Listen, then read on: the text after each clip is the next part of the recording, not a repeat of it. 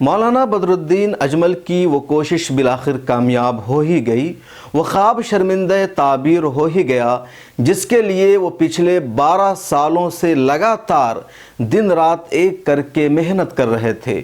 उन्होंने 1 नहीं, 2 नहीं, 3 नहीं, 10 नहीं, 20 और 30 नहीं बल्कि 38 लेटर लिख दिया वज़ीर आज़म को, मिनिस्टर्स को, हुकूमत को, दीगर जिम्मेदारों को। पार्लियामेंट में स्पीच के दौरान 16 मरतबा इसकी मांग की, 9 मरतबा क्वेश्चन आवर में सवाल करके ये मुद्दा उठाया। यूपीए हुकूमत में वज़ीर आज़म मनमोहन सिंह से मुलाकात की, सोनिया गांधी से कई मरतबा मुलाकात करके इसकी डिमांड की। हालिया दिनों में वज़ीर आज़म नरेंद्र मोदी से भी मुलाकात करके ये सब मुद्दा उठाया। और ये सब मौलाना बदरुद्दीन अजमल 2009 से लगातार कर रहे थे। जब वो पहली मरतबा पार्लियामेंट में पहुंचे थे तभी से उनकी मांग थी आसाम के धुबरी में एक ब्रिज की, जिसकी वजह से आवाम को बरसों से शदीद परेशानी का सामना था। हज़ारों घर हर साल तबाह हो रहे थे, तिजारत ख़त्म हो गई थी, मिनटों का सफ़र घंटों में बदल गया था। अब इस पुल की बुनियाद रख दी गई है। ये हिंदुस्तान का सबसे लंबा पुल होगा जिसका रकबा है 19 किलोमीटर। 6 घंटा का सफ़र अब सिर्फ 20 मिनट में पूरा हो जाएगा। तबाही से आवाम को राहत मिलेगी, तिजारत के मौके बढ़ेंगे और बहुत कुछ बदल जाएगा अब आसाम में। आइए बताते हैं आपको पूरी तफसील इस रिपोर्ट में, और ख़ास तौर पर ये बताएंगे कि आसाम में बनने वाला धुबरी ब्रिज अब हिंदुस्तान का सबसे लंबा पुल होगा जिसकी लंबाई होगी 19 किलोमीटर। आसाम को दुनिया भर में जिन चीज़ों की वजह से शोहरत हासिल है उसमें एक ब्रह्मपुत्र नदी भी है। हर साल इस नदी में भयानक सैलाब आता है और हज़ारों घर तबाह व बर्बाद हो जाते हैं। इस नदी में पानी की लहर ऐसी तूफ़ानी होती है कि कई मरतबा कश्तियाँ भी उलट जाती है और डूब कर लोग मर जाते हैं। इस नदी ने धुबरी को ऐसा तकसीम कर दिया था कि मुतअद्दिद इलाके आपस में बिल्कुल अलग अलग हो गए थे। तिजारत ठप पड़ गई थी, खेती बाड़ी भी मुश्किल हो चुकी थी, लोगों का राब्ता भी आपस में ख़त्म था।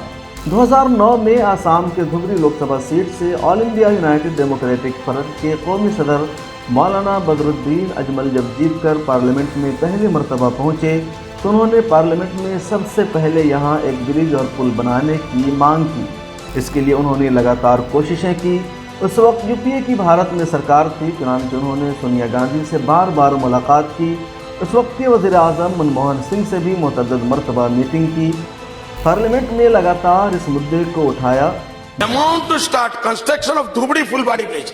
सर, मेरे पूरे इलाके में सबसे बड़ा एक ब्रिज का काम है जो 5 साल से मैं इसके लिए दौड़ रहा हूं।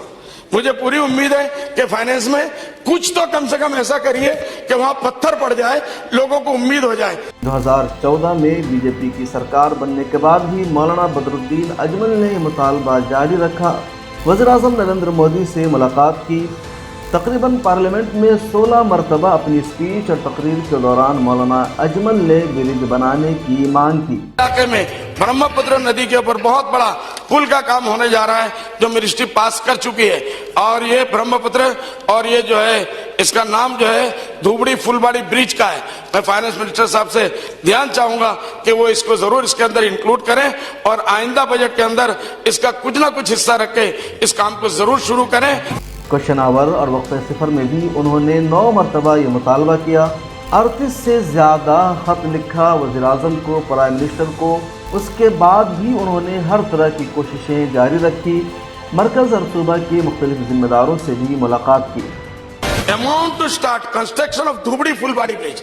सर, मेरे पूरे इलाके में सबसे बड़ा एक ब्रिज का काम है जो 5 साल से मैं इसके लिए दौड़ रहा हूं। मुझे पूरी उम्मीद है कि फाइनेंस में कुछ तो कम से कम ऐसा करिए कि वहां पत्थर पड़ जाए, लोगों को उम्मीद हो जाए। मैं इसको चाहूंगा फाइनेंस मिनिस्टर साहब जरूर इसको नोट कर लें, धुबरी फुलबाड़ी ब्रिज के मामले को। मेरे इलाके में ब्रह्मपुत्र नदी के ऊपर बहुत बड़ा पुल का काम होने जा रहा है जो मिनिस्ट्री पास कर चुकी है। और ये ब्रह्मपुत्र और ये जो है इसका नाम जो है धुबड़ी फुलबाड़ी ब्रिज का है। मैं फाइनेंस मिनिस्टर साहब से ध्यान चाहूंगा कि वो इसको जरूर इसके अंदर इंक्लूड करें और आइंदा बजट के अंदर इसका कुछ ना कुछ हिस्सा रख के इस काम को जरूर शुरू करें। Amount to start construction of Dhubri Phulbari bridge. Sir मेरे पूरे इलाके में सबसे बड़ा एक ब्रिज का काम है जो 5 साल से मैं इसके लिए दौड़ रहा हूं। मुझे पूरी उम्मीद है कि फाइनेंस में कुछ तो कम से कम ऐसा करिए कि वहां पत्थर पड़ जाए, लोगों को उम्मीद हो जाए। मैं इसको चाहूंगा फाइनेंस मिनिस्टर साहब जरूर इसको नोट कर लें धुबड़ी फुलबाड़ी ब्रिज के बाद। बिलाखिर मौलाना बदरुद्दीन अजमल की ये कोशिश कामयाबी से हमकिनार हो रही है। फरवरी 2019 में सरकार ने इसे तस्लीम कर लिया और धुबरी ब्रिज के प्रोजेक्ट को मंजूरी मिल गई। नवंबर 2020 में इसका टेंडर जारी किया गया और अब 18 फरवरी 2021 को वज़ीर-ए-आज़म नरेंद्र मोदी ने इस ब्रिज और पुल की बुनियाद रख दी है। ये ब्रिज धुबरी से शुरू होती है और मेघालय के फुलबाड़ी में ख़त्म होती है।